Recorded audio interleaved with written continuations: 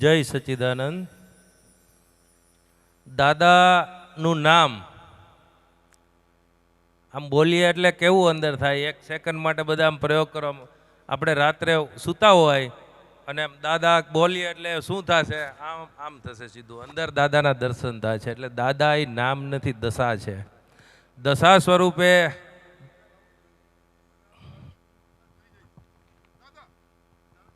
હા, એટલે કાયમ જાગૃત પાછા દાદાએ કાયમ આપણને એમની દશાએ મૂકી દીધા અંદર જાગૃતિએ કરીને. એટલે દશા છે દાદા. આમ તો અક્રમ વિજ્ઞાન હોય કે પછી અક્રમ વિજ્ઞાનનો એક પણ શબ્દ હોય, મુક્તિ માર્ગ હોય, પણ સેન્ટરમાં કાયમને માટે જ્ઞાની પુરુષ જ હોય. કારણ કે બલિહારી બધી જ્ઞાની પુરુષની જાય કે આ કાદવ કીચડમાંથી આપણને પરમાત્માના રસ્તાએ મૂક્યા. કેટલો બધો એમનો ઉપકાર અનંત જન્મોનો. એટલે આપણે પરમ પૂજ્ય કનુ દાદાશ્રીનો એક વિડીયો જોઈએ આપણે. રમેશભાઈ,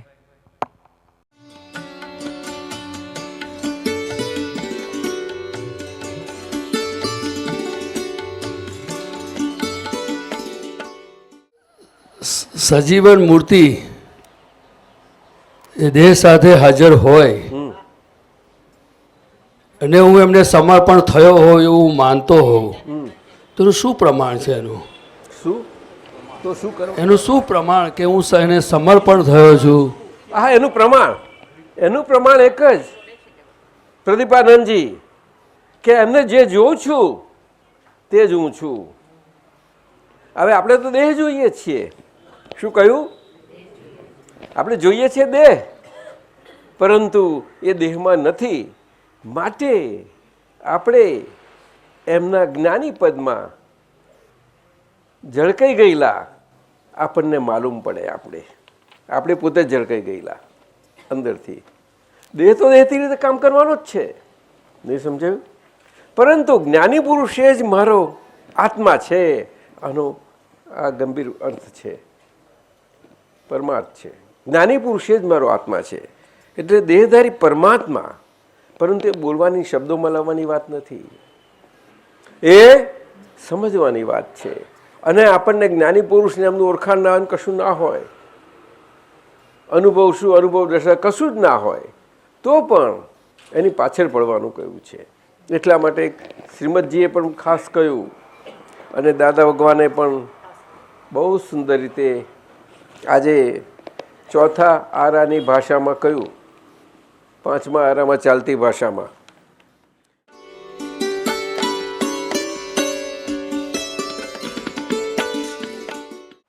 એટલે જેમને પાસે આજ્ઞાધર્મથી હોય તે આજ્ઞાધર્મથી, અને જેમની પાસે આજ્ઞાધર્મ નથી, દ્રષ્ટિ નથી, એમને માટે સત સાધન સ્વરૂપે આખી લઘુતા ખુલ્લી થાય એવો સુંદર માર્ગ આવ્યો છે. આ બંને જ એક સાથે અને એક અત્યંત નિકટમાં ચાલતા બંને માર્ગ છે. એકબીજાથી છૂટા પડતા માર્ગ નથી. કોઈને દ્રષ્ટિ મળી હોય, ના મળી હોય, એનો મતલબ એ નથી કે ના મળે એનું કામ થાય ના થાય. આ કાળમાં થાય એવું છે. સત્સાધન, સત સાધન, જે આપણને અસતરૂપી વ્યવહાર અને વ્યવહારના સંજોગો એ બધા અસતરૂપી વ્યવહારમાં રહીને પણ આપણને સત સ્વરૂપે અંદરથી આપણું જીવન જાય એવી રીતે આપણને એ બહુ સુંદર યોગદાન કરે છે. સત સાધન અદ્ભુત છે. આજ્ઞાધર્મ બહુ સુંદર આપ્યો છે, પણ એમ રહી શકે એવો નથી. એટલે બહુ સિન્સિયરલી ને ઓનેસ્ટલી જો એક નંબરની ફાઇલ સત્સાધનોને ઉપયોગમાં રાખીને ઉપયોગપૂર્વક આજ્ઞાધર્મના એક ઉપાય સાધન તરીકે સત્સાધન, તો એ આજ્ઞાધર્મ કંઈક જરા એ રહે, મદદ મળે. કારણ કે મન, વચન અને કાયા આજે ઉપયોગપૂર્વક ડિસ્ચાર્જ થતા મન, વચન, કાયામાં ઉપયોગપૂર્વક આ ભાવ પ્રાર્થનાઓથી એમાં હોય અથવા તો સત્સાધનોમાં બધામાં હોય ત્યારે પુણ્ય જરૂર ઉપાર્જન કરે, પરંતુ એ આખું બધું પુણ્યનું ઉપાર્જન બધું એને ડિસ્ચાર્જ થતું પૂતગલ જે આજ્ઞાપાલનમાં અનુકૂળ નથી થઈ શકતું, એને અનુકૂળનું એ પ્રતિપક્ષ આખો પુણ્યનો કારણ ભાગનો બહુ સુંદર તૈયાર થાય છે. એમાં ઓનેસ્ટી એન્ડ સિન્સિયરિટી કેટલી છે એના પર છે. પણ એમાં પણ પાછું આ જ જોઈએ છે કે મન વચન કાયાની દેખભાળ અને સંજોગ, એટલે એની પાસે કરવાનું પાછું, પણ કેવી રીતે કરી શકાય? એટલે સ્વાધ્યાયનું મહત્વ છે.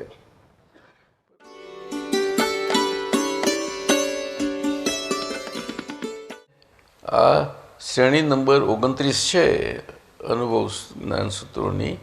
94 પૂછે છે, હું વાંચું છું. આપણા પોતાના જ પૂતગલને બોલો એક જ સ્વભાવપણે જોવાનો અભ્યાસ પાડવા માટે એ અભ્યાસમાં રહેવું, એને સ્વ અભ્યાસ કયો. આધ્યાત્મિક ભાષામાં એને સ્વાધ્યાય કયો.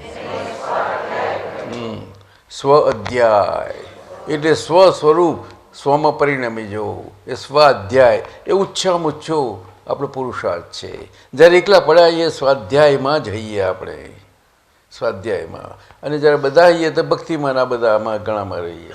સ્વાધ્યાય શબ્દ ઘણો મોટો છે આધ્યાત્મિક, એટલે કે સ્વ અભ્યાસ કહેવા. એટલે એનો અભ્યાસ એટલે પુનરાવર્તન થયા કરે, એટલે પછી એ સ્વ સ્વરૂપ થતો જતો જાય. એટલે અધ્યાય સ્વરૂપ એટલે સ્વ સ્વરૂપ જ થતો જતો. અધ્યાય અધ્યાય અધ્યાય ઉપરથી શબ્દ અધ્યાસ આવ્યો છે. અધ્યાસ અધ્યાસ એટલે આપણે ટેવો પડી જાય, આદતો પડી જાય, એનો એટલો બધો આગળનો અધ્યાસ થઈ ગયો છે. એ અધ્યાસને અભ્યાસપૂર્ણ દશામાં આવવા માટે એ પુરુષાર્થ છે. અધ્યાસમાંથી અભ્યાસમાં આવવું અને અભ્યાસ સ્વરૂપ થઈ જાય તો એ સ્વ અભ્યાસ થયો, એ પુરુષાર્થ થયો એનો. અને એને સ્વાધ્યાય સ્વરૂપ જીવન કહ્યું. સમજી ગઈ ને? હા, એ વસ્તુ કહું તમને.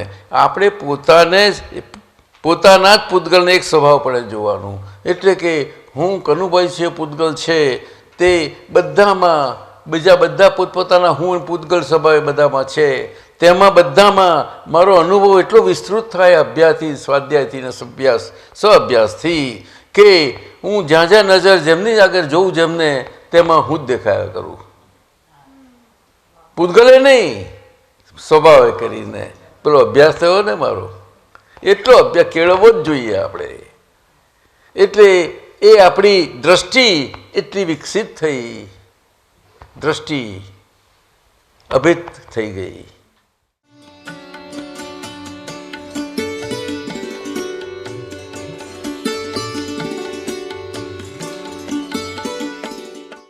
કેવળ દર્શન આપણને બધાને મળ્યું છે, અને કેવળ જ્ઞાનના બીજ વાળું જેવું તેવું નહીં. કેવળ જ્ઞાનનું બીજ હોય નહીં અને દર્શન ગુણ ખીલે નહીં. આ એક નિયમ છે. એ કરતા ભાવ હોય કે અકર્તા ભાવ હોય, પણ કરતા ભાવમાં શું છે કે જ્ઞાન એટલે કે વ્યવહારને શુદ્ધિકરણ કરતા કરતા જાય. એટલે અહંકારથી એને મોડું પડતો જતો જાય. એટલે કે સાબુથી મેલ કાઢે.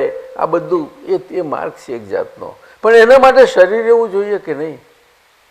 જો શરીર એવું ના હોય આપણું તો કેવી રીતે કરવાના હતા? અત્યારે મનથી આપણે ગયેલા, આ વાણીના ઠેકાણા નહીં, કાયાના ઠેકાણા નહીં, અને છતાંય હું સમજુ છું રાખ્યું, આ બને, બહુ આ બને. બોલે નહીં, જીયા કરે, અંદર જીવાતું હોય એવું બને રીટાબેન? ના, ચોખ્ખું હતું. એને કૃપાળુદેવ બહુ સુંદર વર્ણન કર્યા છે. વર્ણન એટલે કે એમના અનુભવ છે એમનો. ગર્વ રસ કે છે. કયો ગર્વ રસ? એટલો બધો સૂક્ષ્મ છે કે એ પૂતગલ પરમાણુ જેવો સૂક્ષ્મ છે. અને ક્યારે બીજ પડી જાય કંઈ ખબર નહીં પડે. અને બીજ પડે તો કોઈને ખબર નથી પડતી. ચાર્જ દાદાએ કહ્યું ને, અને આપણે નથી સમજ્યા આપણે કે ચાર્જ કોઈને સમજાય નહીં. કોણ સમજી શકશે ચાર્જ?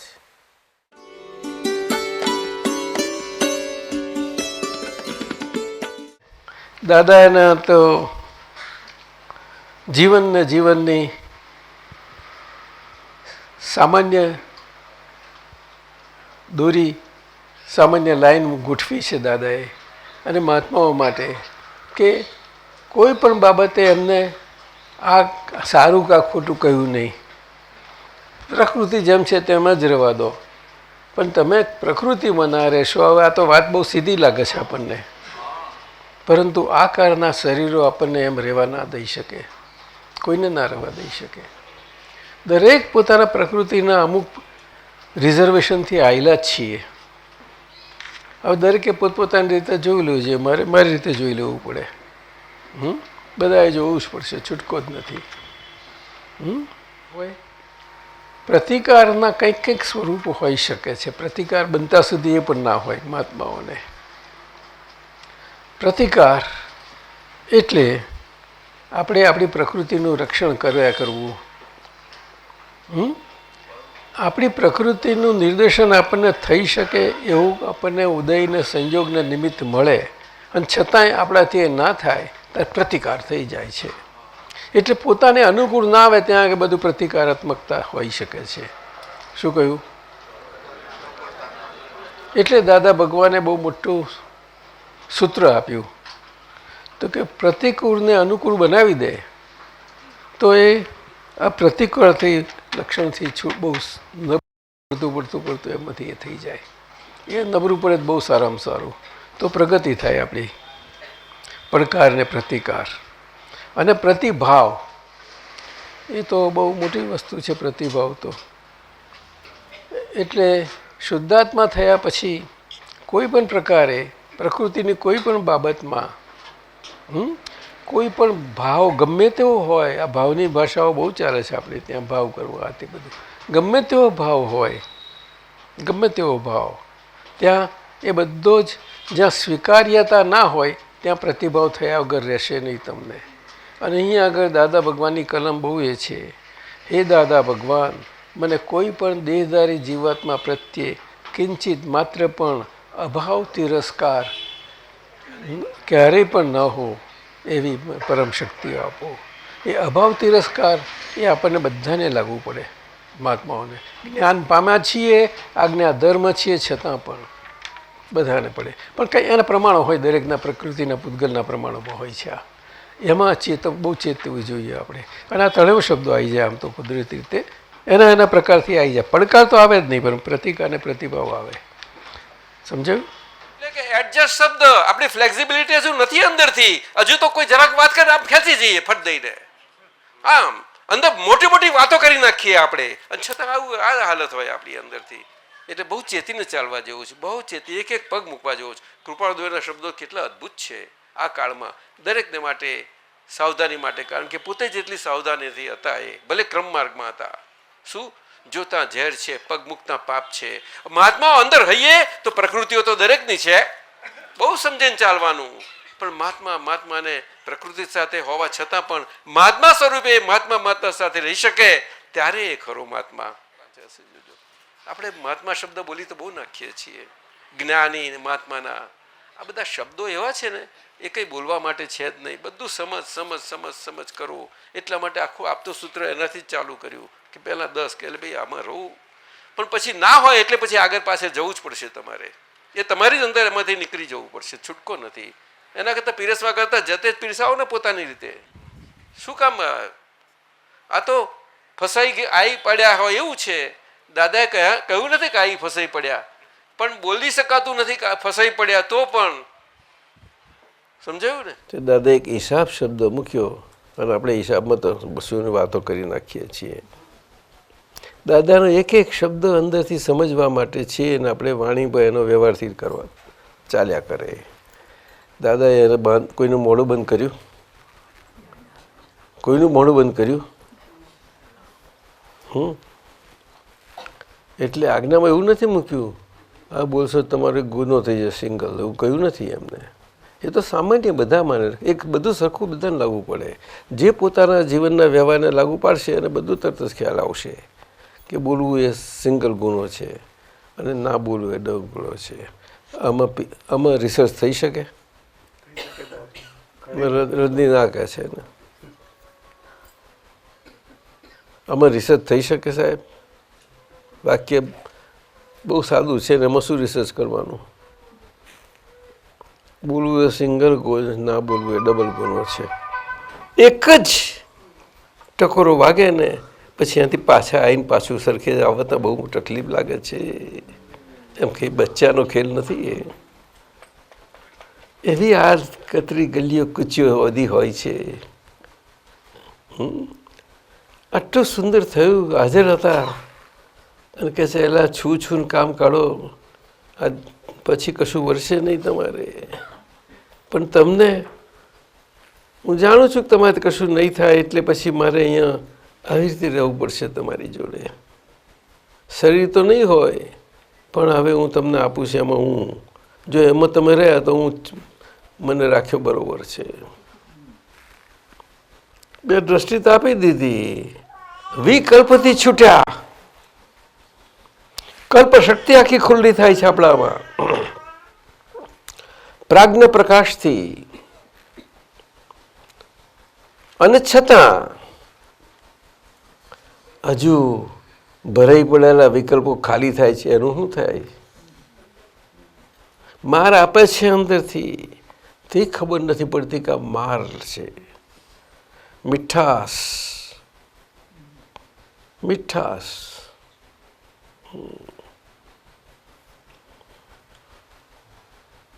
અંદર ઉતરો, જાંચો પોતાને,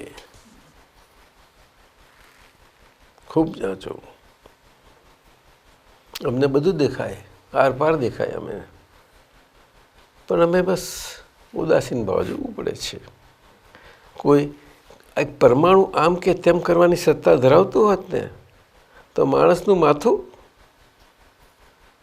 અરે બાપરે, ઓછી માથામણ કરે છે. ઉન્નતિકારક પરિબળો અને અવનતિકારક પરિબળો એ સંબંધીનો આ આખો વિડીયો ક્લિપ હતી. એમાં આપણને દાદાજીએ બહુ સુંદર સમજ આપી, સાધનને લગતી આપી. પછી પૂતગલ જોવાનો અભ્યાસ પણ કઈ રીતે કે આ શુક્લા સાહેબ છે એ રીતે નહીં, હું જ છું સ્વભાવથી સ્વભાવને જોવાનો અભ્યાસ આખો બહુ દાદાજીએ બહુ સરસ સમજ આપી. પછી પડકાર, પ્રતિભાવ અને ત્રીજું હતું પડકાર, પ્રતિભાવ અને પ્રતિકાર. આ ત્રણની બહુ સુંદર સમજ આપી દાદાજીએ કે અનુકૂળને પ્રતિકૂળને અનુકૂળ કરીએ એટલે પ્રતિભાવ ઊભો જ ના થાય. દરેક આખી ક્લિપની અંદર જુદા જુદા જે આપણે સાંજે જોવાના છીએ, એક સાપ સીડીનું એક આખો એપિસોડ છે, એ સંબંધમાં જ આખો આ દાદાજીનો વિડીયો હતો. હવે આપણે સમર્પણ, સજીવન મૂર્તિને 100%, હા એ તો લીધું આપણે. સમર્પણ જ્ઞાનપૂર્વકનું થાય તો જે સાચી અને સર્વોચ્ચ ભક્તિ બને છે. હવે સમર્પણ પહેલાં તો આપણને ખબર હોવી જોઈએ કે કોને કરવાનું હોય, અને આપણે એને સમર્પણ કરવાનું હોય કે આપણે સમર્પણ કરીએ અને એ સર્વસ્વ અર્પણ આપણા માટે કરતા હોય. એટલે આ સમર્પણનો મહત્ત્વ છે, આખું એમનો મોટો મહિમા છે. સમર્પણ હનુમાનજી અને રામનું આપણે દાખલો છે આપણી સામે જ સમર્પણનો. ભક્ત જ્યારે જ્ઞાનપૂર્વક સમર્પણ કરે છે ત્યારે હનુમાનજીની જેમ શ્રી રામમાં લીન થઈ જવાય છે. એટલે મહાત્મા એ દાદા થઈ જ શકે, કેમ ના થઈ શકે? ખામી જેટલી છે દાદા નથી થયા તો ફક્ત ને ફક્ત એ સમર્પણની. જેટલું સમર્પણ ઓછું એટલા અંદરથી દાદા ઓછા ખુલ્લા થયા હોય. તો આપણે જયમીનભાઈને કહીએ કે આ બધાને એવું સમર્પણ, આપણે એવું પદ લ્યો કે જ્યાં સમર્પણની કચાશ હોય એ પૂરેપૂરી ફિટ થઈ જાય. એટલે સમર્પણ જ્ઞાનપૂર્વકનું અહો સર્વોચ્ચ તે ભક્તિ. આપણે જમીનભાઈને કહીએ એમની ટીમ સાથે એવું સુંદર પદ લે.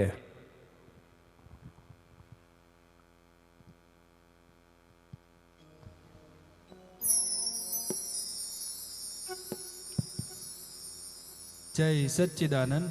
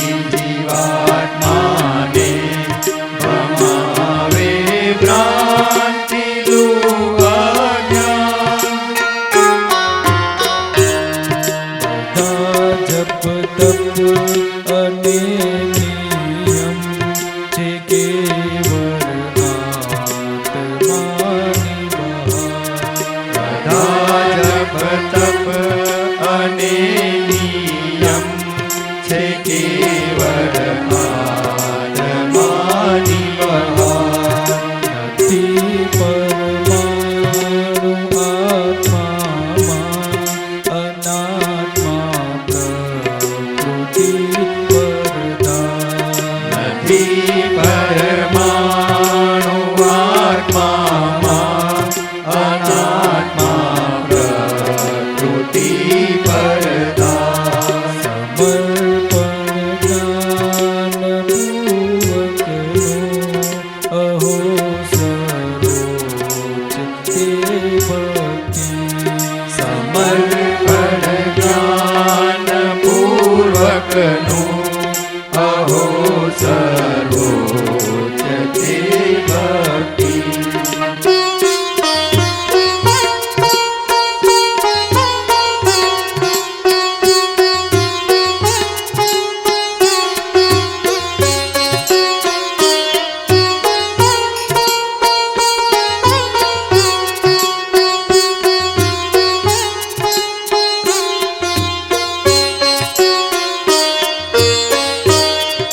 જગતમય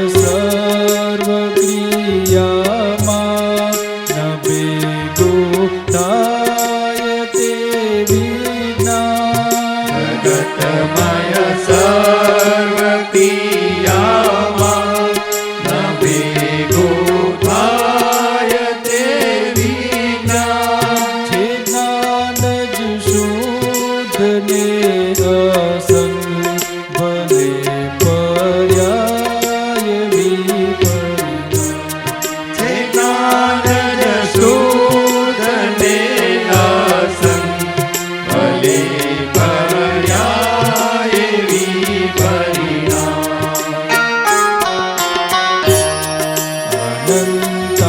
અનંતાજ્ઞેય જાણીને પરિણામે સદા છૂટો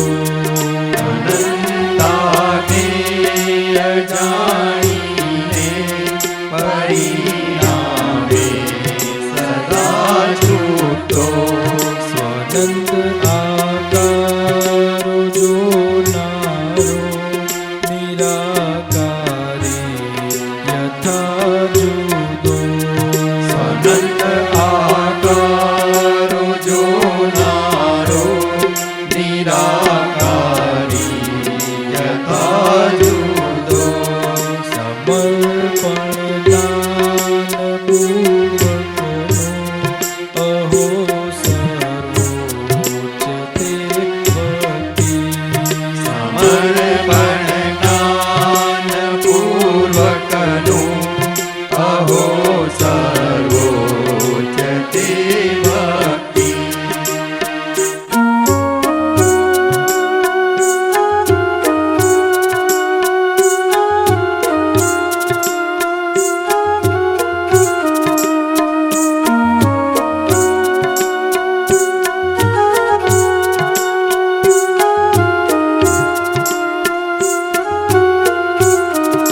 વિગતમય ભ્રાંત અજ્ઞાને નથી મળતી કદી મુક્તિ વિગતમય ભ્રાંત અજ્ઞાને નથી મળતી કદી મુક્તિ ફક્ત જ્ઞાનીની કૃપાથી મળે છે મોક્ષમય ભક્તિ ભગત જ્ઞાનીની કૃપાથી મળે છે મોક્ષમય ભક્તિ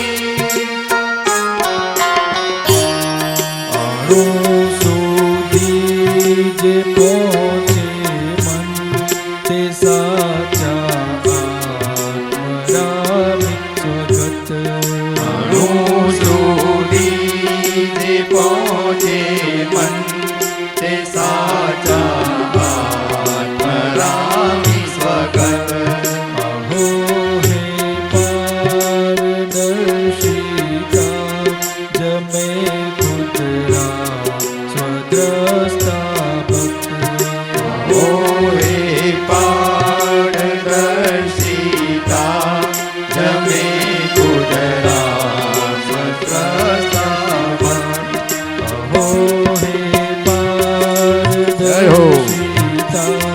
જમે કૂતરા ભદ્રસા ભક્ત મોરે પાડ દર્શિતા જમે કુતરા ભદ્રતા ભર સમર્પણ દાન પૂર્વકનો અહો સર્વોચ્ચ તે ભક્તિ સમર્પણ દાન પૂર્વકનું અહો સર્વોચ્ચ તે ભક્તિ ઓ હનુમંતને શ્રી રામ દયા ભગવાન તે ભવતી ઓ હનુમંતને શ્રી રામ દયા ભગવાન તે ભવતી ઓ હનુમંતને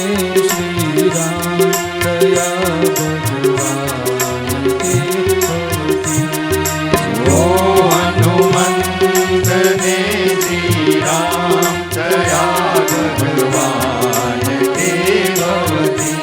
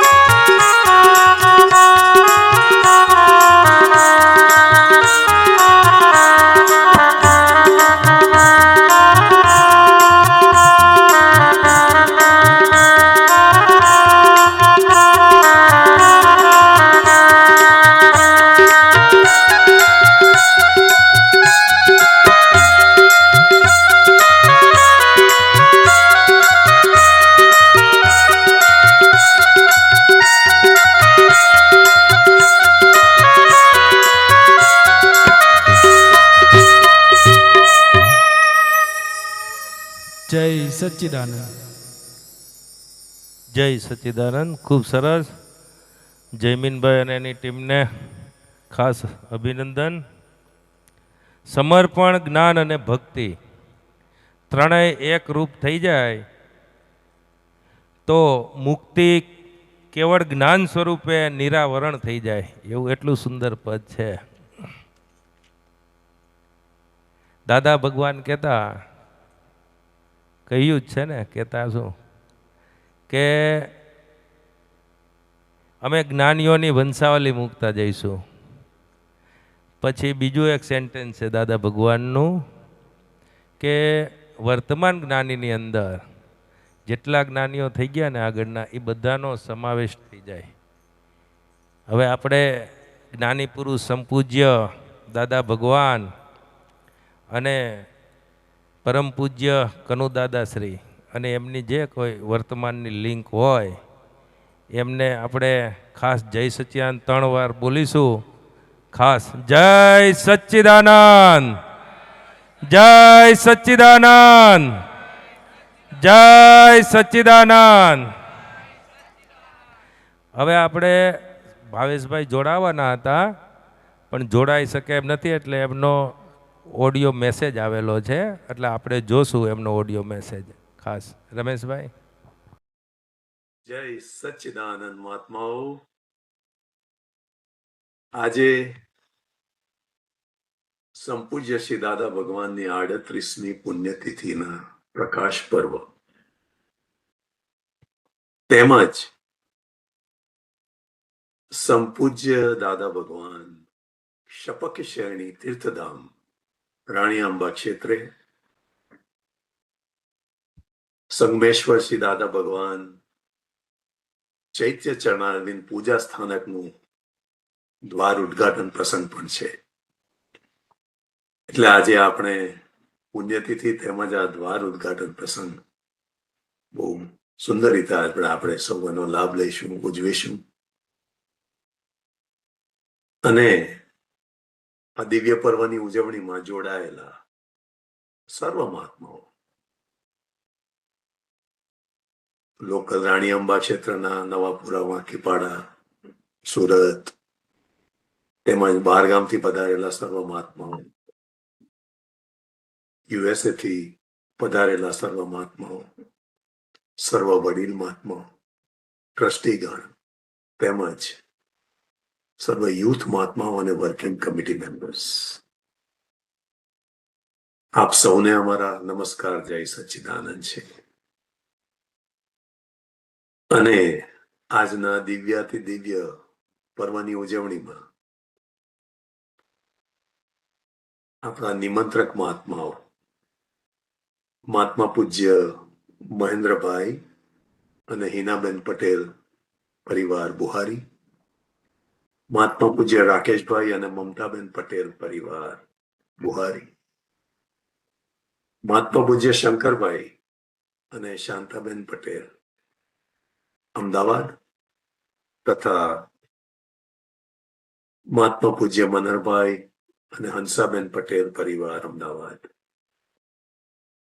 તેમજ આપણા સૌના વરિષ્ઠ વડીલ મહાત્મા પૂજ્ય વસંત કાકા, તરુલતાબા પરિવાર, મહાત્મા પૂજ્ય શૈલેષભાઈ તથા મનીષાબેન પરિવાર દાતવા, અને હાલ ઓકરીજ યુએસએ, ટેનેસી યુએસએ. આપ સર્વ નિમંત્રકો અને આપના પરિવાર સદસ્યોને મારા નમસ્કાર છે. લઘુત્તમ ભાવે, અભેદ ભાવે, જય સચ્ચિદાનંદ છે. એટલે આપણે સૌ મહાત્માઓ વતી આપણે આ નિમંત્રક મહાત્માઓનું અમે સ્વાગત કરીએ છીએ અને આત્મ અભિનંદન પાઠવીએ છીએ. મહાત્મા પૂજ્ય વસંત કાકાને એક પ્રેરણા થઈ કે આ દાદા ભગવાનની જ્ઞાન ભૂમિમાં ત્યાં એક આપણે દાદા ભગવાનનું ચૈત્ય ચરણારવિંદ પૂજા સ્થાનક થાય તો કે,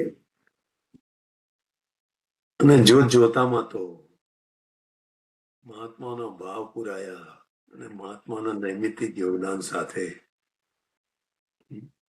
ને ખાસ કરીને મહાત્મા પૂજ્ય વસંત કાકાનું યોગદાન અને એમની સાથે જે પણ નૈમિતિક રીતે ઘણા બધા મહાત્માઓનું યોગદાન જોડાયેલું છે, તન મન અને ધનથી પણ જોડાયેલા સર્વ મહાત્માઓ, સેવામાં જોડાયેલા સર્વ મહાત્માઓ, અમે ત્યાં લોકલ મહાત્માઓને ત્યાં કામ કરતા જોયા છે, સેવા આપતા જોયા છે, બહુ દિલથી એમણે સેવા બજાવી છે આ મંદિરના નિર્માણમાં.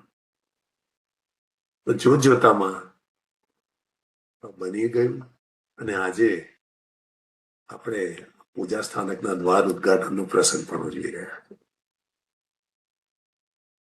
અને સાથે સાથે જ્ઞાન પ્રાગટ્ય પૂર્વ સંધ્યા ક્ષેત્ર તો રહ્યું જ છે, પણ ખાસ કરીને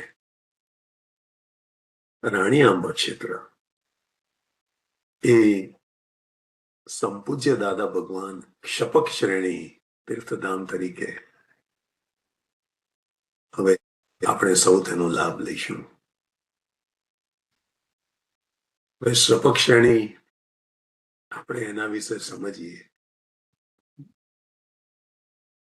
તો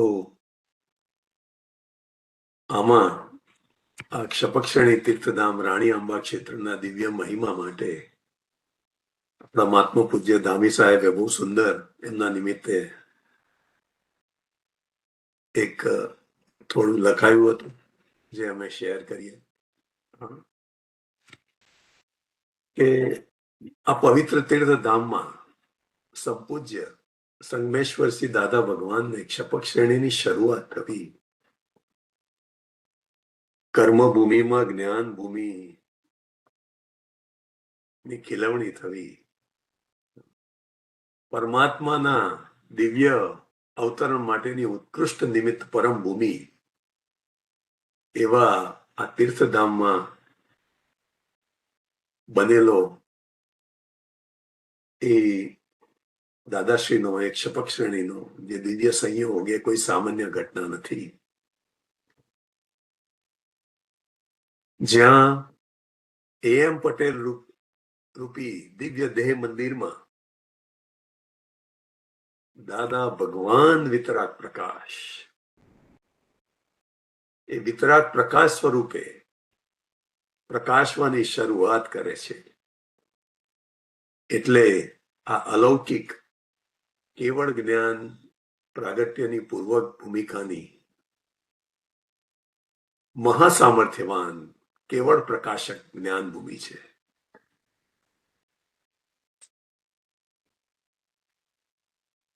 આ શપક શ્રેણીની એવી દિવ્ય લહેર છે કે જ્યાં ભક્ત ભક્તિ અને ભગવાનનો ભેદ સંપૂર્ણ મટી જાય છે. અને ભગવાન શું છે, ક્યાં હશે, કેવો હશે, જે કવિરાજનું પદ છે, તે બધી જ માન્યતાઓથી પર અને ભગવાનનું સાચું સ્વરૂપ, ભગવાનનું સાચું સ્થાન, ભગવાન ક્યાં છે, કેવી રીતે છે, એ બધા જ ભેદ અહીંયા ખુલ્લા થાય છે. હૃદય અને આત્મા પ્રદેશોને શુદ્ધ કરતી પોતાના આત્માના મૂળ સ્વરૂપને પોતાના સત સ્વરૂપના દર્શન કરાવતી દાદાશ્રીની શપક શ્રેણીની દિવ્યતાના સ્પંદનોનો આપણને પણ અનુભવ કરાવતું એવું આ પરમ ઉત્કૃષ્ટ મહામંગલકારી દાદા ભગવાન શપક શ્રેણી તીર્થધામ છે.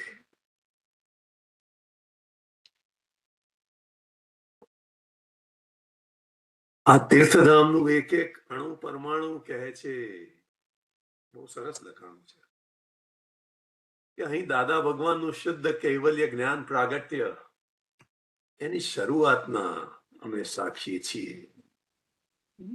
અને એ જ પરમાણુ આજે પણ અહીંયા હાજર જ છે. આજે પણ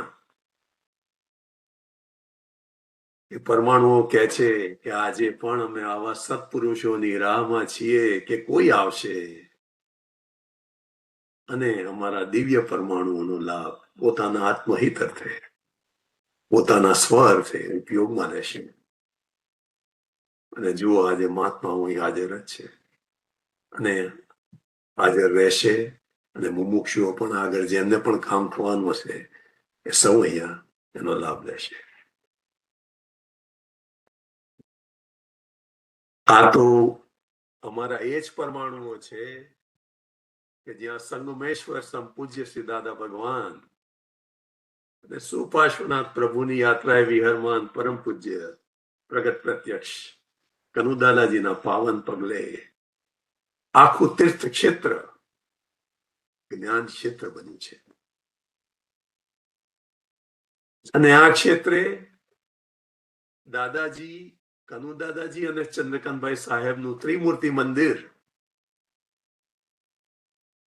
આપણને મન વચન કાયાના ત્રિયોગથી પર કરી, એને પાર કરી,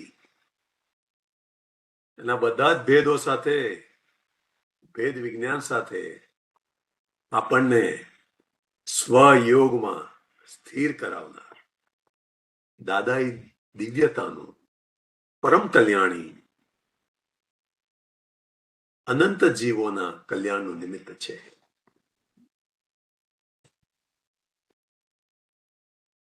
આજે આ શપક શ્રેણી તીર્થધામમાં સંપૂજ્ય શ્રી દાદા ભગવાન ચૈત્ય ચરણારની પૂજા સ્થાનકનું માત્ર દ્વારનું ઉદ્ઘાટન પ્રસંગ નથી. આ તો મુક્તિના માર્ગના દ્વાર ખુલવાના છે અને ખુલી ગયા છે. જે કોઈ આ ક્ષેત્રે આવશે એમને દાદા ભગવાનના જ્ઞાન પ્રકાશનો લાભ અવશ્ય પ્રાપ્ત થાય એવું આ પરમર્થી મહામંગલકારી આત્મક્ષેત્ર તીર્થધામ છે. આ સંપૂજ્ય શ્રી દાદા ભગવાનની અનંત કૃપાનું જીવંત સાક્ષી તીર્થધામ છે. આમાં દામી સાહેબના નિમિત્તે આ શેર થયું હતું જે અમે એમાંથી થોડું અમે આપની સમક્ષ એની રજૂઆત કરી છે. બહુ સુંદર લખાયું છે દામી સાહેબ. આ ક્ષેત્રનો મહિમા બહુ અદ્ભુત લખાયો છે. હા. અને સાથે સાથે અમે મહાત્માઓની ભાવનામાં અને જે કંઈ લખાય છે એમાં મહાત્માઓના ભાવ જ હોય છે, જગત કલ્યાણની ભાવના જ હોય છે. એ સમર્પણતા જ ઝળકે છે, બીજું કાંઈ નથી. લખનાર કે એને વાંચી સંભળાવનાર એ તો નિમિત્ત માત્ર છે, પણ ખરી રીતે આ મહાત્માઓના ભાવ અને એમની જગત કલ્યાણની ભાવના જ ઝળકાય છે. આપણા રાજેન્દ્રભાઈ સાહેબ, આપણા હિન્દીના કવિરાજ, એમણે પણ બહુ અદ્ભુત કાવ્ય રચના થઈ ગઈ. દાદા આએંગે, આएंगे रानी अम्बा आएंगे, रानी अम्बा क्षेत्र के भाग खुल जाएंगे. બહુ અદ્ભુત લખાય છે, સરસ સુંદર કાવ્ય. આ બધા દિવ્ય નિમિત્તો છે આપણા દાદા દરબારના બધા. અને આ સાથે આપણે મહાત્મા પૂજ્ય સંધ્યાબેન દરેક પ્રસંગે એટલો અદ્ભુત એમનું રચના થઈ જાય છે, કાવ્ય રચના, અને એમના ભાવ બોલાય છે. તે પણ અમે લઈએ થોડું, પછી આપણે આગળ વાત કરીએ. તો સંધ્યાબેનનું બધું ખાસું છે, 5-6 પેજીસ છે, પણ આપણે થોડું લઈ લઈએ કે એમના વતી આપણે મહાત્માઓના જે ભાવ આજે આ દિવ્ય પ્રસંગમાં જોડાયા છે તે જ આપણે વાંચી સાંભળીએ. અને એમની પ્રાર્થના છે કે હે દાદા ભગવાન,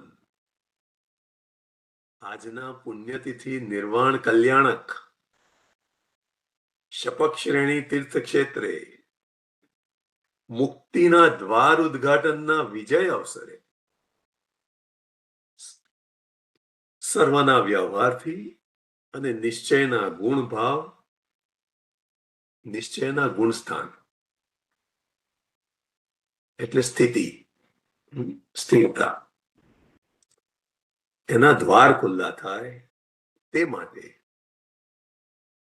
અખંડ સેવા, અખંડ નિષ્ઠા, અખંડ સમર્પણતા, અખંડ આજ્ઞાર્થે લઘુતાએ કરીને નિરંતરાયપણે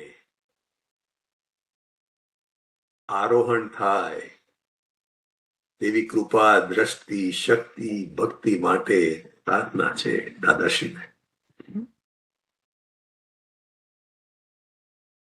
હે દાદા ભગવાન, આપશ્રીની કૃપાથી પરમ જ્યોતિના દર્શન કરાવી, કરુણા લબ્ધિની પ્રાપ્તિ કરાવી, સમયસારની સિદ્ધિ સંપ્રાપ્ત કરાવી, મુક્તિનો અનુભવ કરાવી રહ્યા છો. તે કેવળ આપની કૃપાની જ બલિહારી છે. અને છેલ્લી પ્રાર્થના એમનું લઈ લઈએ કે શ્રી શપક શ્રેણી તીર્થ ક્ષેત્રને સ્પર્શનાર સર્વદર્શનાર્થી આત્માર્થી મોક્ષાર્થીના અંતરાયો દૂર થાય, દાદા ભગવાનની લિંક પ્રાપ્ત થાય, મુક્તિના માર્ગે વર્ધમાનતાને પામે. એ જ પ્રાર્થના. દાદા ભગવાનનો જય હો, વિજય હો, પરમ વિજય હો. જય સત ચિત્ત આનંદ પરમાનંદ પ્રભુ. બહુ સુંદર લખાય છે સંધ્યાબેન. એટલે આપણે આ જોયું દામી સાહેબના, મહાત્મા પૂજ્ય સંધ્યાબેનના, મહાત્મા પૂજ્ય રાજેન્દ્રભાઈ જૈન સાહેબના કેવા બધા ભાવ પૂર્યા છે. અને આપણા પ્રસંગ કેવો સુંદર રીતે આપણો ઉજવાઈ રહ્યો છે. અને ખાસ કરીને હવે આપણે આ રાણી અંબા ક્ષેત્રે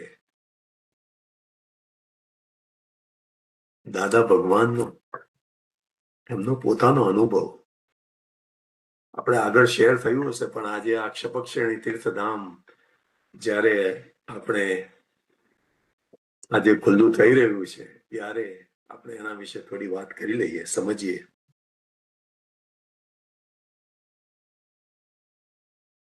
આમાં સંપૂજ્ય શ્રી દાદા ભગવાનને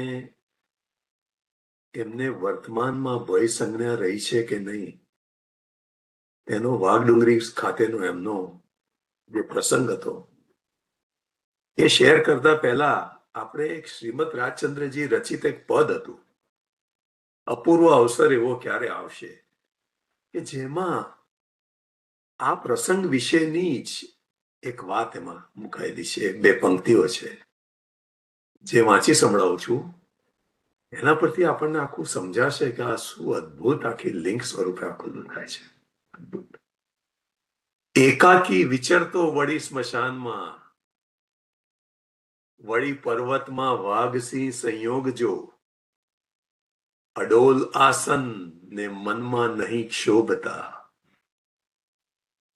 મનમાં નહીં શોભતા, પરમ મિત્રનો જાણે પામ્યા યોગ જો, અપૂર્વ અવસર એવો ક્યારે આવશે. શ્રીમદ રાજચંદ્ર રચિત પદ છે સર. હવે એ શ્રીમદ રાજચંદ્રના સમયમાં પણ એમને અંદરથી આવી પ્રેરણા થઈ હતી કે આવો સંયોગ આવે, આવો અપૂર્વ અવસર એ ખોળતા હતા ત્યારે અડોલ આસન, અંદરથી હાલીએ નહીં, ચાલીએ નહીં, કશું પણ નડે નહીં, સ્પર્શે નહીં, અને એ સંયોગને એ માત્ર જોયા કરે. એવી એ ગજબનું. અને પાછું કે વાઘસિંહ આજુબાજુ ફરતા હોય છતાં આસન જે કર્યું હોય અને મનમાં જરાય પણ ક્ષોભ ઉત્પન્ન ના થાય, એવો અપૂર્વ અવસર ક્યારે આવશે, અને જાણે પરમ મિત્રને જાણે પામ્યા હોય એવો જોવું. આ જુઓ, આજે આ પંક્તિઓ શ્રીમદ રાજચંદ્રના શ્રી મુખેથી એમના સ્વહસ્તે લખાવી પદ, અને આજે એ જ સંયોગ આપણે જેને ક્ષપક શ્રેણી કહીએ છીએ, આજે સંપૂજ્ય શ્રી દાદા ભગવાન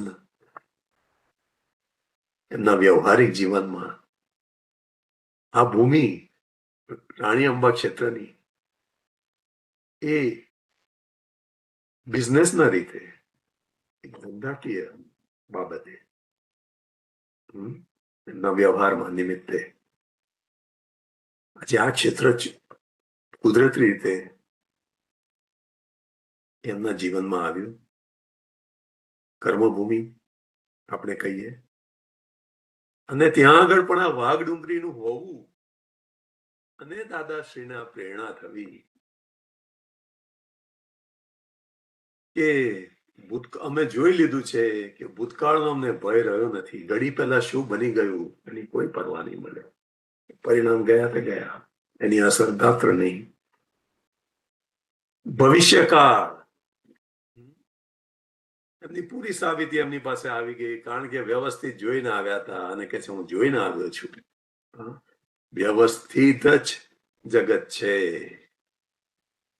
એવું જોઈને આવ્યા છે, એટલે ભવિષ્યકાળનો ભય રહ્યો નથી, 100% નીકળી ગયો છે. હા, એટલે ભૂતકાળ ને ભવિષ્યકાળ 2 ગયા, દાદા કે છે. હવે વર્તમાન કાળની સ્થિતિમાં એમને આ પ્રેરણા થવી, હા, કે વર્તમાનમાં અમને ભય રહ્યો છે કે નહીં એનો ટેસ્ટ કરવો જોઈએ. દાદાશ્રીનો એક એક શબ્દ અનુભવની એરણ પર ટ્રાયલ વગર ગયો, નીકળ્યો નથી. દેહ મંદિરમાં એ એમનું ટેસ્ટિંગ થઈને અનુભવની એરણ પર એક એક શબ્દ એ નીકળેલો છે. અને આમાં વર્તમાનની ભય સંજ્ઞા બાબતમાં પણ દાદાશ્રીનું આજે શ્રીમદજીને પ્રેરણા થઈ હતી, જે લખાયું હતું એમના પદમાં. આજે એ જ પ્રસંગ આજે આ કેવળ જ્ઞાન પ્રકાશ ખુલ્લો થવામાં આજે આ શપક શ્રેણી પ્રસંગ આ વાઘ ડુંગરી આગળ જે બન્યો, જ્યાં આગળ દાદાજી કે છે કે અમે ત્યાં આગળ જઈશું, બીજા માણસોને થોડે દૂર ઉભા રાખ્યા, પછી કહ્યું તમે અહીંયા રહો, અમે આગળ જઈએ છીએ. આગળ ગયા પણ ખરા, આગળ પણ ગયા પણ ખરા. અને અંદરથી એમને કંઈક કનુ દાદાજીએ સમજાવ્યું તેમ કંઈક સળવળાટ થયો. થોડે પહોંચ્યા પણ ખરા નજીક અને કહ્યું પેલા લોકો એટલે દૂર ઉભા છે અને આ બાજુ વાઘ આવશે તો બસ ખાલી અંદર આટલું થયું. એ જોઈ લીધું એમને. કનુ દાદાજીએ સમજાવ્યું આ પ્રસંગ માટે એમને ભય કાઢવો ન હતો દાદાશ્રીને, પણ વર્તમાનનો ભય છે કે નહીં એટલું માત્ર જોવું હતું. શબ્દ બહુ ઇમ્પોર્ટન્ટ છે. આ સમજણ માત્ર જોવું હતું, કારણ કે દાદાશ્રીનું વિજ્ઞાન ખાલી જોવા જોવા જોવાથી જ ખુલ્લું થયું છે, ઓબ્ઝર્વેશન થી જ. અને સળવળા થયો અને દાદાજીને લાગ્યું કે વર્તમાનનો ભય હજુ રહ્યો છે અંદર. એટલે આ વર્તમાન ભયથી મુક્ત થઈ જવા જેવું છે. પણ પછી આ સળવળાની થતાની સાથે ને સાથે અંદર એ અદ્ભુત જ્ઞાન પ્રકાશ થાય છે. એ અંબાલાલ દાદા સાથેનો આજે એક પડોશી તરીકેનો આખો સંબંધ ખુલ્લો થાય છે. પુરુષ અને પ્રકૃતિનું ભેદાંકન થાય છે. જ્ઞાનની શરૂઆત થાય છે કે હવે અંબાલાલ ભડકે તો મારે શું, અંબાલાલને મારે શું લેવા દેવા છે, પડોશી તરીકેની જ જંજાળ છે. એટલે દાદાજી કહે છે કે અમારે જે અંબાલાલ દાદા સાથે એક પણ વર્તતું હતું તે અમે છૂટું કરી નાખ્યું કે ભાઈ હવે આય નહીં અને આય નહીં. અંબાલાલ દાદા તમે અમારા પડોશી અને ભય છે તે બધું તમારું, અમે અમારા શુદ્ધ આત્મા, અમારે વ્યવહાર જ નહીં બીજો પડોશી વગર. આજે છેલ્લું દાદાજી કે છે કે જો આ વર્તમાનનો ભય એનો જે જોઈ લીધું અમે ખાલી માત્ર જોવું જ હતું, પણ એ ભય સંજ્ઞા જોવાના આખા એમના જે અક્ષપક શ્રેણીના પ્રસંગમાં એ એક પૂતગલ ઉપર આવી ગયા સાહેબ, જે મહાવીર સ્વામી ભગવાનના 12.5 વર્ષનો તપ કલ્યાણ ગાળો એક પૂતગલ ઉપર આવી ગયા. કેવળ બસ અંબાલાલ દાદા એક નેટ પૂતગલ તરીકે અદભુત ખૂબ સુંદર એમનો આખો જ્ઞાન પ્રકાશ ખુલ્લો થાય છે. એટલે દાદા કે અંબાલાલ ભાઈ નો જે છેડો હતો આટલો હતો તે ફાડી નાખ્યો અને અંબાલાલ થી જ મુક્ત થઈ ગયા. જે ભય વાળો હતો તેનાથી મુક્ત થઈ ગયા. અને અહીંયા આગળ આ જે છૂટાપણું વર્તાયું એ જ આખું આ કેવળ જ્ઞાન પ્રકાશ જે સુરત સ્ટેશને ખુલ્લો થાય છે. શરૂઆત અહીંયા થઈ હતી. બહુ અદભુત પ્રસંગ છે. શપથ શ્રેણી હંમેશા તમે બધા તીર્થંકર ભગવંતોનું જીવન ચારિત્ર જોયું હશે, વાંચ્યું હશે, સાંભળ્યું હશે. તેમાં જોશો કે હરેકના જીવનમાં તો એક એવો પ્રસંગ આવે છે, એક એવો સંયોગનો સ્પાર્ક થાય છે, એમાંથી એ તરત જ ઊંચકાઈ જાય છે અને આખું જ્ઞાન પ્રકાશ વિતરાગતા એ કરીને સંપૂર્ણ સર્વાનુપણે ખુલ્લો થઈ જાય છે અને આત્માનો સ્પષ્ટ અનુભવ ખુલ્લો થાય છે. આ દરેકના બને છે. અને આ ક્ષપક શ્રેણી તીર્થધામ માટે આપણે જેટલી વાત કરીએ એટલું ઓછું છે. દાદાશ્રીના પ્રસંગ માટે આપણે જેટલી વાત કરીએ ઓછું છે. પણ આ ક્ષપક શ્રેણી પ્રસંગમાં જે સંયોગ બાજ્યો એમને દાદાને, એમાં જે એમ પટેલ રૂપી દેવ મંદિર, જે પડોશી સંબંધ જે આખો ખુલ્લો થયો, નેબરલી રિલેશન, તે આપણને સૌને કામમાં લાગે. વિજ્ઞાન ખુલ્લું થાય છે સાહેબ. અને આ કળિયુગના પ્રમાણથી આવા કળિયુગમાં પણ આ પડોશી સંબંધ જે ખુલ્લો થયો દાદાજીના નિમિત્તે એમની કૃપા થકી, બહુ મોટી વાત છે, બહુ મોટી વાત છે. અને આપણે બીજું એક લઈ લઈએ. આપણે ક્ષપક શ્રેણી હવે મહાત્માઓ માટે કઈ રીતે?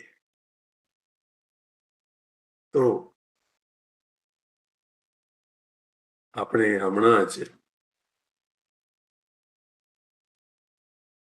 એક કનુદાદાજીનો એક સત્સંગ હતો, સત્સંગ નોટ્સ હતી રાધા, ને એમાં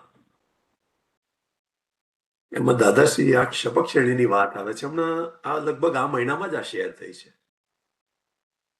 અને અમે જ્યારે આ વાંચ્યું ત્યારે સમજાયું કે દાદાએ કહ્યું છે કે અમે તમારી સાથે જ છે, હાજર જ છીએ. જુઓ, આજે આ ક્ષપક શ્રેણી તીર્થધામ ખુલ્લું થઈ રહ્યું છે. અને એ પહેલા જ આ ક્ષપક શ્રેણી મહાત્માઓ માટે કઈ રીતે હોય તે કનુ દાદાજી આ સત્સંગ નોટમાં ક્યારે પણ નીકળી ગયેલી આ વાત. તો શું સમય થઈ ગયો? લગભગ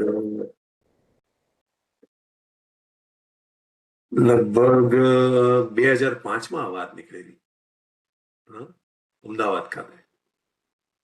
અને એમાં આ દાદાજીએ સમજાવ્યું છે ક્ષપક શ્રેણી વિશે કે ક્ષપક શ્રેણી મહાત્માઓ માટે શું? આપણે એની રાહ નથી જોવાની. મહાત્માઓ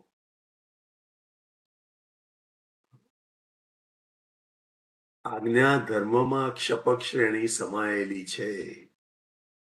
ક્ષપક એટલે શું? કે આ સંભાવે નિકાલ એક ક્ષપક શ્રેણીમાં જાય છે. અને સંભાવે નિકાલ એ આજ્ઞા પ્રમાણથી આજ્ઞા ધર્મે કરીને વ્યવસ્થિત શક્તિ જ કરતા છે. અને હું શુદ્ધાત્મા દ્રષ્ટિએ કરીને પ્રજ્ઞાની ક્ષાયક સ્વભાવની જ્ઞાતા દ્રષ્ટા શક્તિથી જ્ઞાતા દ્રષ્ટા માત્ર છું. એટલે સંભાવે નિકાલ થતી ક્રિયામાં ત્યાં આગળ એ ક્રિયામાં નથી. એને ક્ષપક શ્રેણી કહી મહાત્મા. અને એક ક્ષપક શ્રેણીમાં પોતાપણું આખું ખલાસ થતું જાય છે. અને એક ક્ષપક શ્રેણી શાની છે? તો કે જ્ઞાનાગ્નિની છે. હવે આ ક્ષપક શ્રેણીની વાત 2005માં નીકળેલી હતી. દાદાને આખું એમનું પોતાપણું આખું ખલાસ થઈ ગયું. મારા દાદા સાથેનો જે આટલો છેડો બાકી હતો સંપૂર્ણ છૂટો થઈ જાય છે. ત્યારે આ જ્ઞાન વિજ્ઞાન સ્વરૂપે કેવળ જ્ઞાન સ્વરૂપ પ્રકાશથી ખુલ્લું થાય છે. અને આપણે પણ આ જ પ્રોસેસમાં છીએ.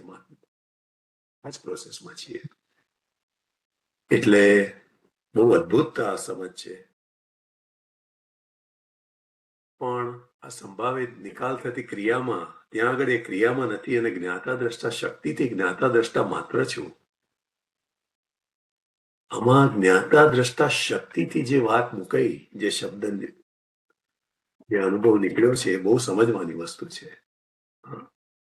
આત્માની મૂળ શક્તિ કઈ? તો કે બે જોવાની, જાણવાની, જ્ઞાન ગુણ દર્શનની એ શક્તિ સ્વરૂપે કામ કરી રહ્યો છે.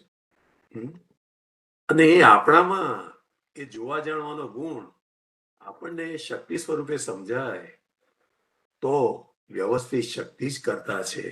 અને એ પરસત્તામાં આપણે જે શક્તિ સ્વરૂપ માની બેઠા છે અને જે બોરોડ શક્તિથી, ચાર્જ શક્તિથી ભરાઈ પડેલા કરતાપણાની એમાંથી નીકળવા માટે આ બહુ અદભુત સમજ છે કે આપણી પાસે બીજી કોઈ શક્તિ નથી. અનંત શક્તિના માલિક છીએ, ધણી છીએ. અનંત શક્તિના સ્ત્રોત છે, પણ એ આત્માની શક્તિઓ છે, માનેલી શક્તિઓથી નથી. આ સ્વભાવ શક્તિ, જ્ઞાન દર્શનની એ શક્તિ જો શક્તિ સ્વરૂપે સમજાય. શક્તિ એટલે બીજું કઈ નહીં, પ્રકાશ. પ્રકાશ એ પ્રકાશ સ્વરૂપે સમજાય તો આપણું કામ થઈ જાય એવું છે. એટલે બહુ અદભુત પ્રસંગ છે. અને આપ સૌને અમારા જય સચ્ચિદાનંદ છે. અને આપણે સૌ આ દિવ્યાથી દિવ્ય પ્રસંગનો લાભ લઈએ અને દાદાશ્રીના જગત કલ્યાણ યજ્ઞમાં આપણે સૌ આજ્ઞા ધર્મની ક્ષપક શ્રેણીથી આપણે ઉત્તરોત્તર સ્વપુરુષાર્થે પ્રગતિ કરતા રહીએ અને દાદાશ્રીના આશય મુજબ એક ઉત્કૃષ્ટ સ્વપર કલ્યાણક યજ્ઞમાં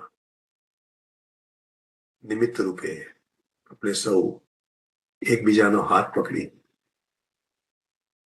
કલ્યાણ યજ્ઞમાં ઉત્કૃષ્ટ નિમિત્ત બની રહીએ એવી જ અમારી ભાવના પ્રાર્થના છે. અને એ સાથે આપ સૌને અમારો જય સચ્ચિદાનંદ છે. જય સચ્ચિદાનંદ, જય સચ્ચિદાનંદ, જય સત ચિત્ત આનંદ. દાદા ભગવાનના સીમ જય જયકાર હો.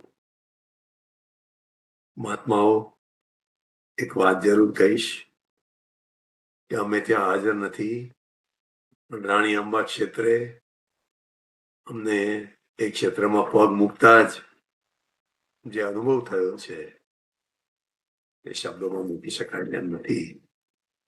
ને આપ સૌ તો ત્યાં હાજર છો અને અમે ભાવથી હાજર છીએ જ આપ સૌની સાથે આ પ્રસંગમાં. એ જ અનુભવ અહીં બંદર ક્ષેત્ર પણ થયો છે પગ મુક્તાની સાથે જ. બહુ દિવ્ય ક્ષેત્રો છે અમુકમાં જે આજે આપણને પણ લાભ આપી રહ્યા છે અને આવનારી પેઢીઓને પણ મુમુક્ષુઓને આત્માર્થીઓને એ લાભ આપતા રહેશે. ચાલો ત્યારે અમે આપ સૌની રજા લઈએ. જય સચ્ચિદાનંદ, જય સચ્ચિદાનંદ. દાદા ભગવાનના શ્રી જય.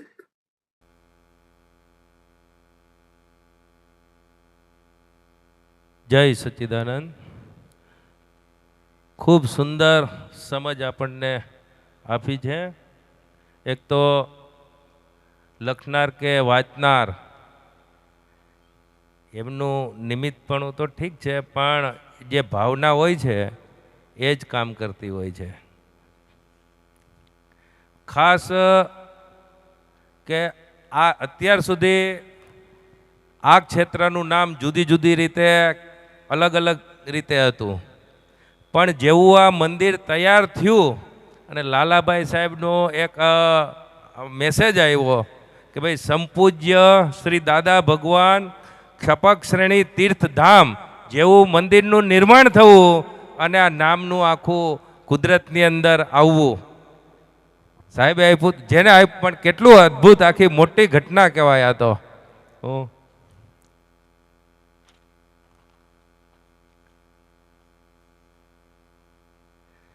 આમ તો સાહેબે બધું વાત કરી દીધી. પછી આપણે જે વર્તમાનનો ભય એની એક આપણે લેશું, આ પદ લેશું ને પછી લેશું, એટલે એ સાહેબે જ બધું એનું વર્ણન કરી દીધું છે, એટલે આપણે હવે બોલવાની જરૂર એમાં રહેતી નથી કાંઈ. પણ બહુ સરસ એક વાત કરી. મહાત્માઓ માટે વર્તમાનનો ક્ષપક શ્રેણી મહાત્માઓ માટે કઈ રીતે, તો આજ્ઞા ધર્મથી. બહુ મોટી અને એકદમ સૂક્ષ્મ વાત છે સાહેબ. આજ્ઞા ધર્મથી આખી ક્ષપક શ્રેણી મહાત્માઓ માટે કેમ, કઈ રીતે એમ.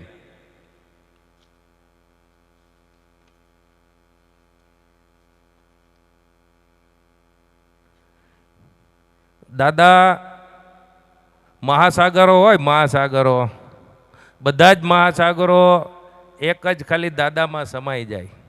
કારણ કે આ નામનો તો મહિમા ખરી જ, પણ દાદાની વાતો કરવા બેસીએ ને આપણે, જોજો એમને વાતો કરવા બેસશો તો રાતુના રાતું નીકળી જાય. દિવસ બદલાઈ જાય, ખબર ના પડે. દાદાની વાતો આપણે કરવા બેસીએ એટલી બધી એમની વાતો આપણને સ્થિર કરે અંદર. પછી જે લોકોએ દાદાને જોયા નથી એવા લોકોએ જો દાદાના ગુણોનું ગુણગાન કરે ને તો એમનું ભાવમન સમકિત થવા લાગે સાહેબ. એવું આખું ભાવમન બંધાવા માંડે, નવું આખું સમકિતવાળું આખું ભાવમન તૈયાર થાય. એટલે કેટલું દાદાનું જે આ નામનો મહિમા તો ગાય જ ના શકાય એવું છે. એટલે આપણે જયમીનભાઈને કહી કે વાતું દાદાની વાતું સુણી જે જીવ હરખાશે એને એવા હરખાવો તમે, અને મહાત્માઓ એવા ઝીલે કે અંદર પરમાનંદ પરમાનંદ પરમાનંદ ઉભરાયા જ કરે. આમ અમીન સાહેબનો અમારે પેસેલા વર્ડ્સ હતો કે પરમાનંદ ઉભરાયા જ કરે. એ આ દાદાના અનુસંધાનમાં છે આખો. જય સચ્ચિદાનંદ.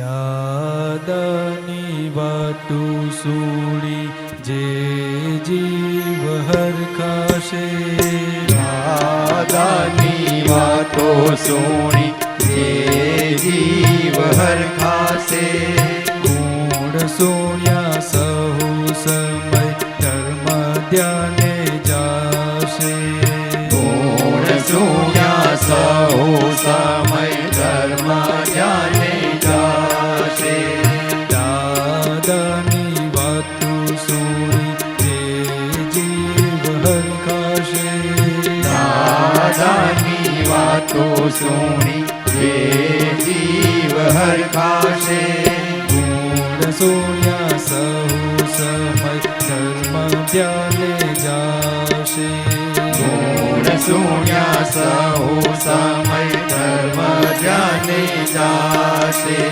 દાદાને દેખ્યા વિના ગુણ લાજે ગાશે, દાદાને દેખ્યા વીર ગુણ લાજે ગાશે, તેને સમકિત ભાવ મનથી થાશે, તેને સમકિત ભાવ મનથી થાશે, નાની ખેરાતું મોક્ષ વિના શરતે, જ્ઞાનીની ખેરાતું મોક્ષ વિના શરતે, પાયને મોહલાતું દાદા ખુદ જણતે, આયાને મેલાતું દાદા ખુદ ચણતે,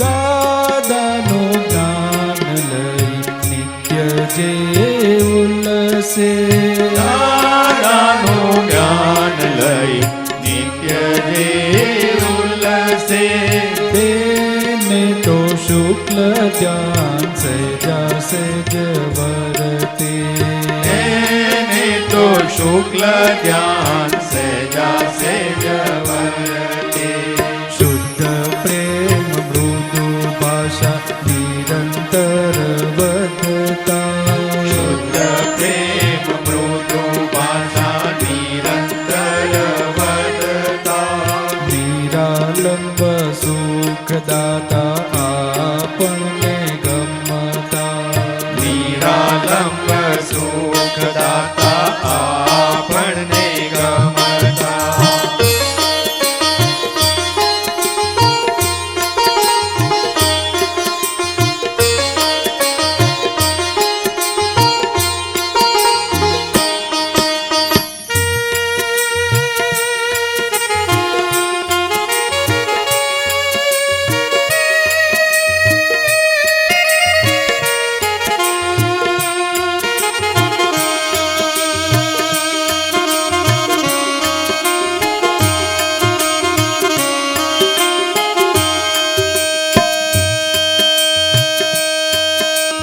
ચામડાની આંખથી લાગે છે જુદાઈ, ચામડાની આંખથી લાગે છે જુદાઈ, આપણો છે સંબંધ શાશ્વત સગાઈ, આપણો છે સંબંધ શાશ્વત સગાઈ. આમેય ગમે સૌને પોતાની જ વાતું, આમેય ગમે સૌને પોતાની જ વાતું, સાંભળવી ગમે અમને આપણી જ વાતું, સાંભળવી ગમે અમને આપણી જ વાતું.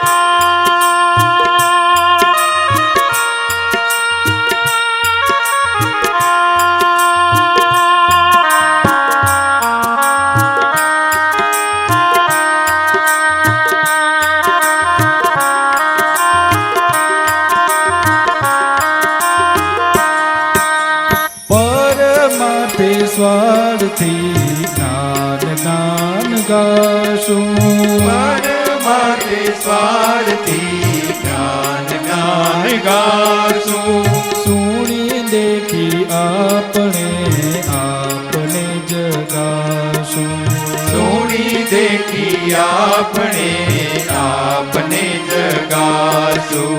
વાતું ને વાતુમાં ખૂટી જો ને રાતું, વાતું ને વાતુમાં ખૂટી જો ને રાતું, સ્વદર ને વિતરાગ તે જે નૂતન વાણું, સ્વાદર ને વિતરાગ તે જે નૂતન વહાણું.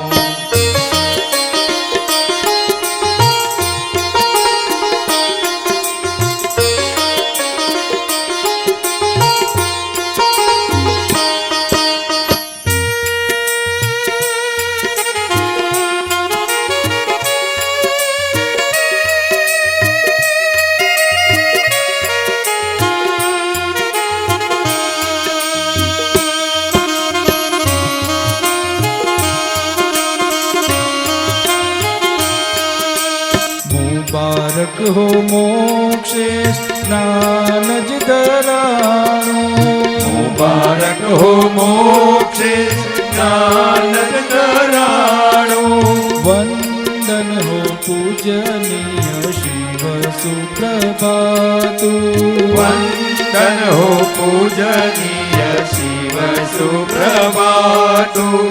સાલ મુબારક સૌને સલામો, સાલ મુબારક સૌને સલામો, પ્રત્યેક શ્વાસે દાદા પ્રણામો, પ્રત્યેક શ્વાસે દાદા પ્રણામો.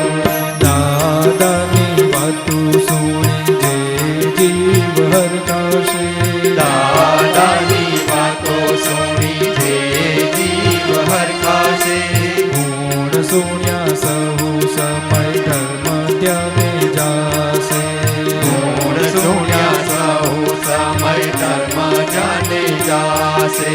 સાલ મુબારક સૌને સલામો, સાલ મુબારક સૌને સલામો, પ્રત્યેક શ્વાસે દાદા પ્રણામો, પ્રત્યેક શ્વાસે દાદા પ્રણામો, પ્રત્યેક શ્વાસે દાદા પ્રણામો, પ્રત્યેક શ્વાસે દાદા પ્રણામો, પ્રત્યેક શ્વાસે દાદા પ્રણામો, પ્રત્યેક શ્વાસે દાદા પ્રણામો. જય સચ્ચિદાનંદ. જય સચ્ચિદાનંદ. દાદાની વાતો સુણી અને ધર્મ ધ્યાન સ્થિર થાય અને જો ઉલ્લાસપૂર્વક અને ભાવથી એકદમ જો દાદાની વાતો સાંભળીએ તો શુક્લ ધ્યાન, આત્માની એવી સ્થિતિ, 4 પ્રકારના ધ્યાન છે, એમાં શુક્લ ધ્યાન સ્થિર થાય આખું અંદર. દાદા ભગવાનનું વિજ્ઞાન છે. દાદા ભગવાન પોતે એક્સપેરિમેન્ટ કર્યા વગરની એક પણ વસ્તુ અંદર મૂકી નથી. જાતે અનુભવ, એનું પ્રમાણ અને પછી એ મૂકતા.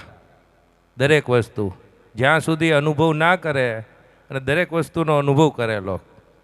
તો હમણાં સાહેબે કીધું એમ કે વર્તમાનનો ભય એ ચેક કરવા ગયા હતા છે કે નહીં, અને ટેસ્ટેડ કરેલું, બધું ટેસ્ટેડ કરેલું છે ને, એટલે આપણને કામ લાગે છે. ચોપડીમાં વાંચેલું હોય તો કામ લાગે નહીં. એટલે આપણે કોઈએ ચેક કરવા નથી જવાનું, પણ આપણે જોઈએ આપણે કે દાદાનું એ વાઘ ડુંગરીનો પોતાનો અનુભવ છે. એ રમેશભાઈ,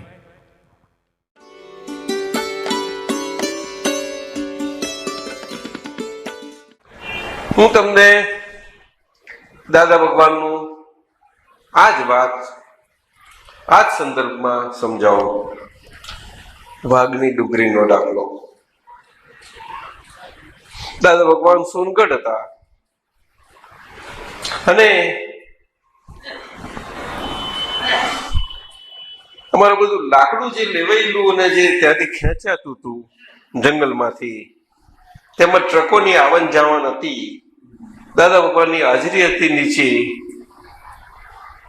અને એમને ભાવ થાય ત્યારે જયારે સેવામાં જે રણછોડભાઈ હતા તે વખતે ભાવ થયેલો, એમને વાતો ચાલતી હતી, ખબર હતી, પણ જોડે જોડે આ અંદર મશીન આમ ચાલે. એક બાજુ એમને આ લાકડાનો ધંધો એમનો પ્રકૃતિનો, સહજ પ્રકૃતિનો હતો, કુદરતી રીતે હતો. લાકડાની ઓળખ જ કુદરતી, બહુ સુંદર હતી એમની. તે વખતે સંધ્યાકાળ હતી ને આ ટેન્ડન ફાધરને એમ કે હવે આપણે આ કરીએ છીએ ખરા, પણ આ બધા જોખમી કામ કહેવાય, આપણે એક જગ્યાએ સ્થાયી થઈ છે. દાદાને લાકડાનું ફાવે એટલે એમને કઈ વાંધો નહીં, જુઓ તો ખરા. એટલે આ સોનગઢ અમે ગયા. સોનગઢ એટલે લાકડાનું બજાર કહેવાય. ત્યાં આખું બધું ત્યાં જ લોકો જતા બધા, અને એમાં બનેલી આ પ્રસંગ. એટલે બધા ત્યાંથી અમારું માલ આવતો હતો જંગલમાંથી. રણછોડભાઈ સાથે હતા. રણછોડભાઈને સહેજે સહેજ કહ્યું ને, એમના મનમાં તો આ આત્મા સંબંધિત બધું ચાલ્યા કરતું હતું. એક બાજુ આ ચાલે ખરું, પૈસા નાખેલા બધું પાસ થયું, ટેન્ડર મંજૂર, લાકડા લેવી ગયેલા, જગ્યા લેવી ગયેલી, બોઇલર લેવી ગયું, 100 મિલ પરવાનગી મળે નહીં તે જંગલ એરિયામાં, કોઈને નતા આપતા. છતાંય ઓળખાણ કાઢ્યું. આપણા સંગપતિ રસિકભાઈ ખરા ને, એમને ઓળખાણ વાળા નીકળ્યા, કુદરતી મળી ગયું વળી. એ તો ત્યાં નતું મળતું. એ 200 પરવાનગી મળી ને આ બધું થયું અને ચાલુ થયું. એટલે દાદા પછી ત્યાં રોકાતા હતા. એકાદ વખત જ હું ગયો હોઈશ ત્યાં, પણ આ હતા ત્યાં રણછોડભાઈ સાથે હતા તે વખતે. તારે એમને કહે, રણછોડભાઈ અહીંયા સાંભળ્યું છે કે વાઘની ડુંગરી છે, વાઘનું બોર્ડ છે, હું પૂછી જોઉં. ત્યાં આ ગાડીઓ જાય છે, ટ્રક વાળાને પૂછી જુઓ ને. તો પેલો જતો હતો ટ્રક વાળાને પૂછ્યું, ભાઈ આ શું છે, સાચી વાત છે? તે કહે, હા સાહેબ, અંદર ઉપર જંગલમાં છે તો આગે, અને છે રસ્તાથી અંદર, થોડું અંદરની બાજુ. તો કે સારું, એક વખત આપણે જાય ટ્રક વાળો તો આપણે લઈ જાય, મારે જોવી છે. તો ટ્રક વાળા કહું, સાહેબ એ જોખમ કરવા જેવું નહીં, જરાય એમાં વિચાર ન, એટલે એને સ્પષ્ટ ના પાડી. તો રણછોડભાઈ કે તે તો ના કે છે. તો કે ભલે નાખે, તમને કોને એટલે કહ્યું છે. એટલે પછી કહ્યું સારું લઈ જવું. એમને તો બેસાડ્યા, 2 વાગ્યા બેસીને ગયા ટ્રકમાં જોડે. અને કહ્યું જુઓ. તે પછી છેક ઉપર ગાડી ટ્રક ગઈ ને પછી જયારે ડિસ્ટન્સ ગઈને જયારે આપવાનું થયું ત્યારે એને કહ્યું કે જુઓ હવે આવશે. અને આવવાનું થયું ત્યારે કહ્યું કે હવે આ જે છે ત્યાં આગળ આગે છે જુઓ અહીંથી લગભગ 2-3 ફરલાંગ ત્યાં આગે બોર્ડ છે એની એમ તો સારું. હવે તમે જરાક ત્યાં આગળ જરા ઉભા રહો, રણછોડભાઈ તમે ત્યાં રહો અને અહીંયા રહેજો. હું એકલો જ જઉં છું, મારી સાથે કોઈ ના આવશો એમ કે દાદા એકલા ગયેલા. આમાં એમનો હેતુ એક જ હતો, જો આ સમજવા જેવું છે. એમને મમતા તો નામે નથી, અહંકાર તો હતો. જુઓ છેલ્લા આવરણો જવાનો હોય ત્યારે કેવું કેવું વસ્તુ હોય છે, જોવા જેવું છે. એમને શું ટેસ્ટિંગ કરવું હતું કે ભય, એને ભયના આવરણ. અને તે કયા? એમને ભૂતકાળનો ભય તો હતો જ નહીં, ભવિષ્યકાળનો ભય નામે નતો, દેવ ગયા હતા. એમાં તો મુક્ત જ હતા. એ તો કાયમના વર્તમાનમાં રહેતા હતા. બહુ સુંદર. અને છતાંય અટકેલું હતું. તો કે શું છે આ? તો કે જોઈએ તો ખરા, વર્તમાનનો ભય છે. જોઈ લીધું તો એના માટે ગયેલા સાહેબ, વર્તમાનનો ભય. તો ગયા તો ઉતર્યા, ત્યાં ચાલવા માંડ્યા. ગયા હશે 100, 200, 300, પણ પેલું તો 2-3 ફરલાંગ દૂર હતું. અને લાગ્યું ને પછી એકલા પેલી જરા ટ્રક આગી દેખાઈને જોયું ત્યાં બૂમ પાડું સંભળાય નહીં. અને એકદમ જ અચિંતું થાય, શું થાય? એક સરવરાટ થયો. જોઈ લીધું સરવરાટ છે, બરોબર છે, બસ એટલું જ જોઈતું હતું. અને તરત જ એમને ત્યાં હાથ ઊંચો કર્યો. મેં કહ્યું હું હાથ ઊંચો કરીશ, બરોબર છે. પાછા વળી ગયા. આટલું ટેસ્ટ કરવું હતું ને, બીજું નતું જોઈતું. એમને ચેક જ કરવું હતું, છે વર્તમાનનો ભાઈ આવરણ. એમાં કઈ એ ભય કાઢવાનું કઈ ઉપાય નતો કરવો કશો, છે ખલાસ. જુઓ આ દાદા ભગવાનનું સ્ટેટ.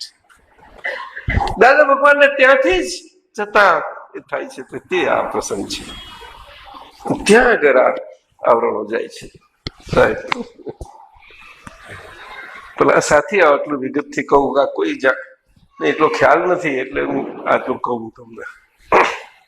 આવ્યું નથી કોઈ જગ્યાએ, અને અમને કઈ મેં કલ્પ્યું નથી, પણ મને સહજ આ જણાય છે તે મને કહ્યું